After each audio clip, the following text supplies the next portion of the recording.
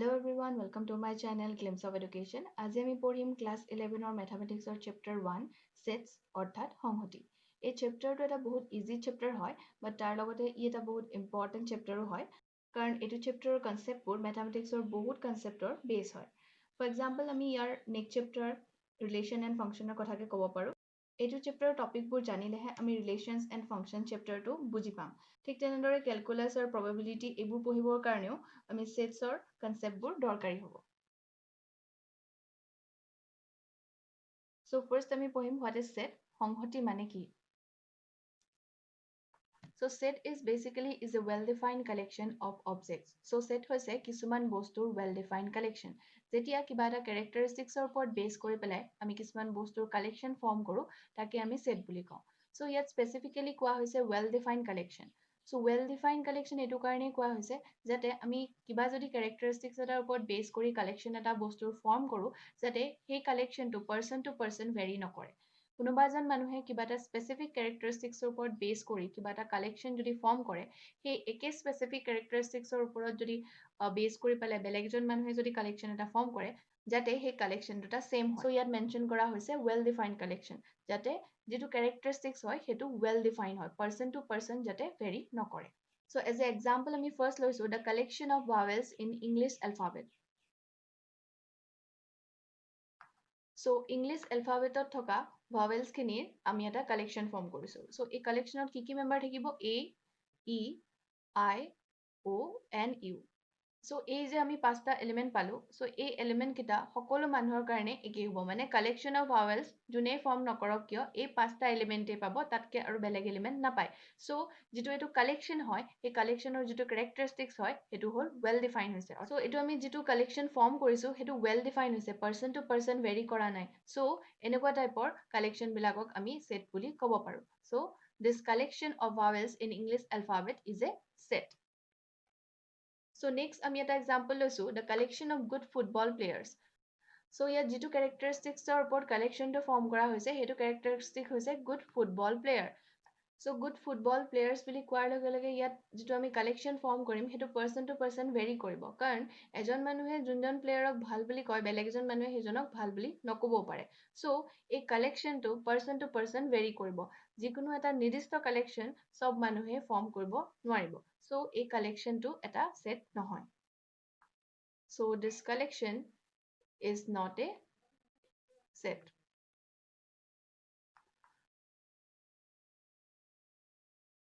So ইয়াৰ পৰা আমি গম পালো যে কালেকশ্যন অফ অবজেক্টটো কেতিয়া সেট হ'ব, যেতিয়া সেই কালেকশ্যনটো ওয়েল ডিফাইন্ড হয়, তেতিয়াহে আমি সেই কালেকশ্যন অফ অবজেক্টটো এটা সেট বুলি ক'ব পাৰিম। So next is elements. So elements or definition to হৈছে the objects in a set are called its elements or members. So এটা সেটত যিকিটা অবজেক্ট থাকে সেই অবজেক্ট কিটাক আমি সেই সেটটোৰ এলিমেন্ট বুলি কওঁ।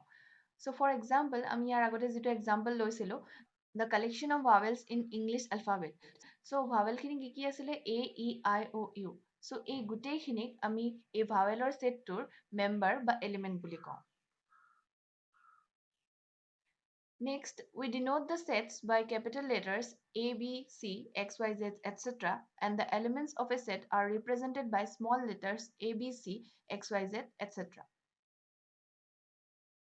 So set বিলাকক capital letter ৰে denote কৰা হয়। Suppose আমি এই English alphabeter vowelৰ setটো capital A ৰে denote কৰিছো।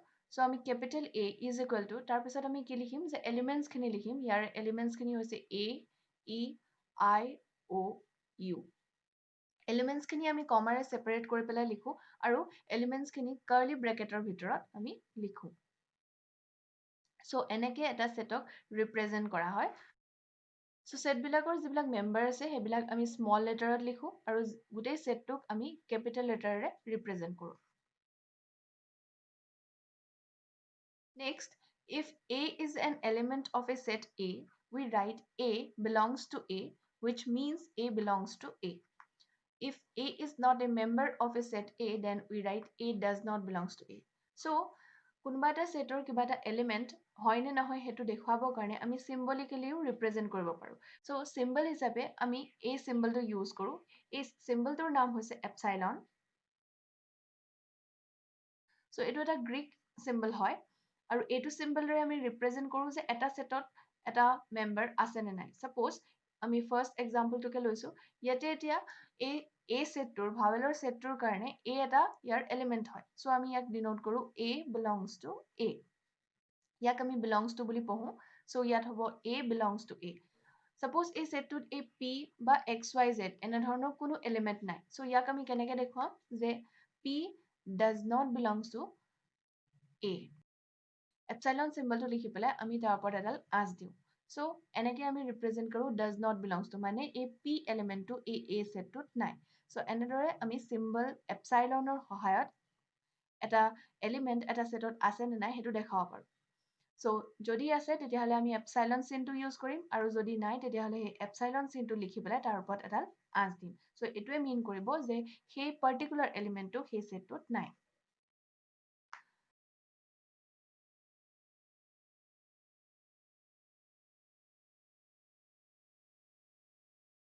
So ইয়াতে আমি এটা এক্সাম্পল কনসিডাৰ কৰিছো ইভেন নাম্বাৰস লেছ দেন 10 দহতকে সৰু ইভেন নাম্বাৰস অৰ্থাৎ যুগ্ম সংখ্যাবোৰ সো দহতকে সৰু যুগ্ম সংখ্যাবোৰ হৈছে 2 4 6 8 সো এই গোটেই নাম্বাৰ গিটাক আমি কমাৰে সেপাৰেট কৰিছো আৰু ইয়াক আমি কাৰ্লি ব্ৰেকেটৰ ভিতৰত লিখিম আৰু গোটেই সেটটোক সাপোজ আমি বি ৰে ডিনোট কৰিছো so capital B is equal to curly ব্ৰেকেটৰ ভিতৰত লিখিম 2 4 6 8 এনেকৈ আমি ৰিপ্ৰেজেন্ট কৰিছো সো ইয়াতে 2 4 6 8 এই গোটেই নাম্বাৰ কিটা এই সেটটোত আছে সো ইয়াতে এই 2 4 6 8 এই নাম্বাৰ কিটা এই বি সেটটোত আছে সো আমি লিখিব পাৰো 2 belongs to B অৰ্থাৎ এই 2 এলিমেন্টটো এই বি সেটটোত আছে তেনেদৰে আমি লিখিব পাৰো 4 belongs to B অৰ্থাৎ এই 4 এলিমেন্টটো এই বি সেটটোত আছে ঠিক তেনেদৰে 6 belongs to B and 8 belongs to B so এই চিম্বলটোৱে কি বুজাইছে যে 2 4 6 8 এই গোটেই এলিমেন্ট কিটা এই বি সেটটোত আছে কিন্তু আমি যদি ইয়াত চাও যে 1 এলিমেন্টটো এই সেটটোত নাই সো এটোক আমি সিম্বলাইজ কৰি কেনেকৈ দেখাব পাৰিম যে 1 does not belongs to B যে 1 এলিমেন্টটো এই বি সেটটোত নাই Next topic হৈছে representation of sets. There are two methods of describing a set. So এটা সেটক আমি দুটা টাইপত represent কৰিব পাৰো ফাৰ্ষ্ট টাইপটো হৈছে ৰোষ্টাৰ অৰ টেবুলাৰ ফৰ্ম ৰোষ্টাৰ আৰু টেবুলাৰ ফৰ্মত আমি কি কৰোঁ যে যিমানখিনি এলিমেণ্টছ আছে সেই ছেটটোৰ গোটেইখিনি আমি লিষ্ট কৰোঁ অৰ্থাৎ গোটেইখিনি আমি লিখি দিওঁ আৰু এলিমেণ্টছখিনি কাৰ্লি ব্ৰেকেটৰ ভিতৰত লিখোঁ আৰু কমাৰে ছেপাৰেট কৰি লিখোঁ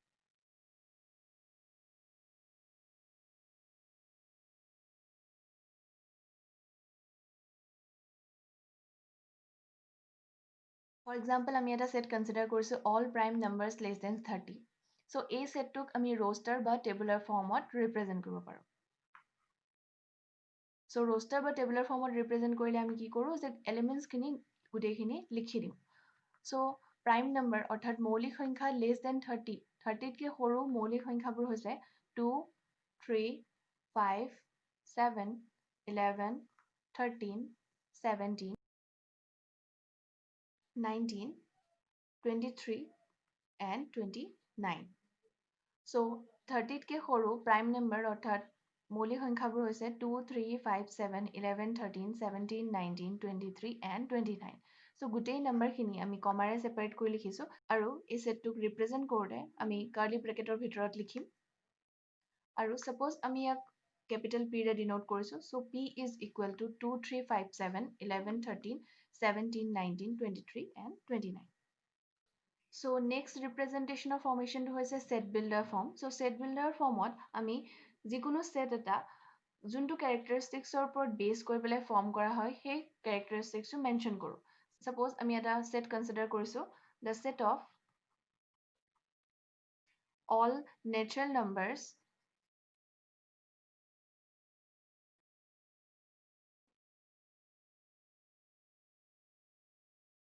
less than 8.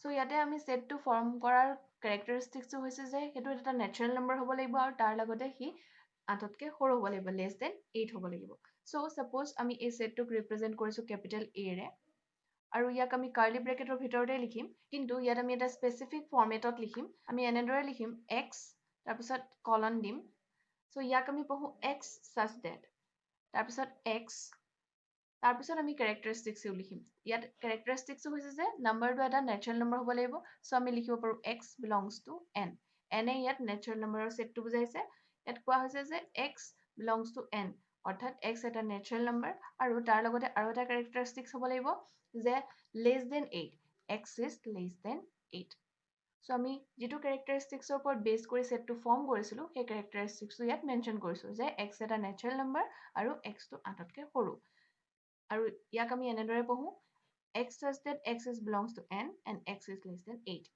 ইয়াক পঢ়া হয় x such that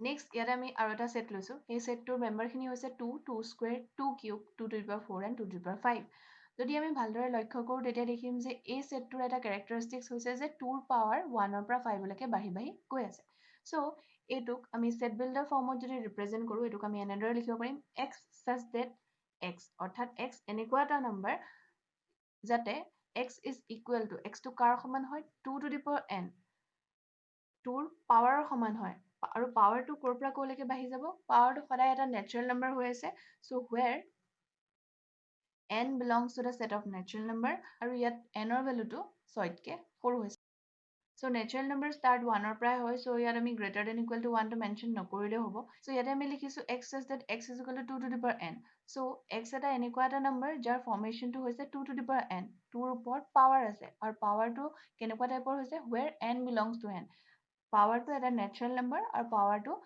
6তকৈ সৰু হৈছে সো ইয়াতে আমি চালে গম পাম যে 2 to the power 1 2 to the power 2 2 to the power 3 2 to the power 4 and 2 to the power 5 আছে অৰ্থাৎ 6তকৈ সৰু হৈছে সো এনেকুৱা টাইপত আমি সেট বিল্ডাৰ ফৰ্মত এই b সেটটো ৰিপ্ৰেজেন্ট কৰিব পাৰো সো এনেদৰে আমি সেট বিলাক দুটা টাইপত ৰিপ্ৰেজেন্ট কৰো one is roster or tabular form and the second one is set builder form Thank you for watching the video যদি ভিডিওটোৱে আপোনাৰ অলপমানো হেল্প কৰিলে তেতিয়াহলে আশা কৰো আপুনি ভিডিওটো লাইক আৰু শেয়াৰ কৰিব আৰু কিবা ধৰণৰ যদি আপুনি প্ৰবলেম পাইছে ভিডিওটো তেতিয়াহলে প্লিজ কমেন্ট কৰি জনাব থ্যাংক ইউ